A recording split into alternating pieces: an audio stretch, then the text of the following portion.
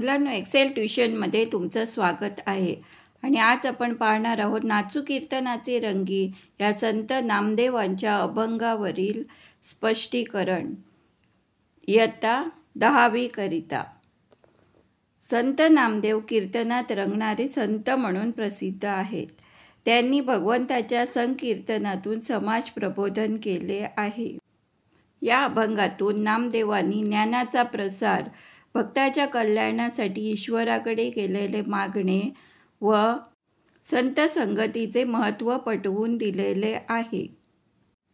या अभंगात नामदेव म्हणतात, कीर्तनाच्या रंगात आपण सर्वजण नाचूया, साऱ्या जगात ज्ञानदीप लावूया, ज्ञानाचा प्रसार सर्वत्र करूया। विठ्ठल रखुमाई पंढरपूर सोडून माझ्याजवळ माझ्या कीर्तनात तल्लीन होऊन नाचतात।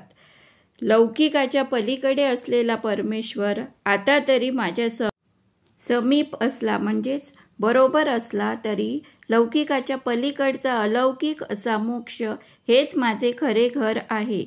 माझ्या परम संतोषाचा तोच मूळ स्रोत आहे, म्हणजे आनंदाचा मूळ परमेश्वर आहे। परम संतोष देणाऱ्या विठ्ठल रखुमाई यांच्या सानिध्यात आपण सर्वजण राहूया। पंढरपूर हे सर्वांचे प्रेरणादायी वसती स्थान आहे। त्या स्थानातले माझे दैवत विठ्ठल रखुमाई यांच्याशी मी इतका एकरूप झालो आहे की तेच आता माझे पूर्ण रूप झाल्याची अनुभूती मला येत आहे।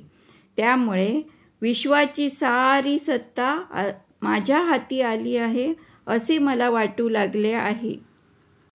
संत नामदेव म्हणतात, माझे गुरु विसोबा खेचर हेच माझा खरा आधार आहे। ते फार उदार आहेत, त्यांनीच तर मला परमेश्वराची खरी ओळख करून दिली आहे। दुसऱ्या चरणात नामदेव म्हणतात, वेगवेगळे उदाहरणं देऊन त्यांनी भक्ती मार्ग दाखवलेला आहे। जसे परिसाच्या सहवासाने स्पर्शाने लोखंडाचे सोने होते, तसा संतांच्या सहवासात परमेश्वर भेटतो। आपण परमेश्वरच बनून जातो।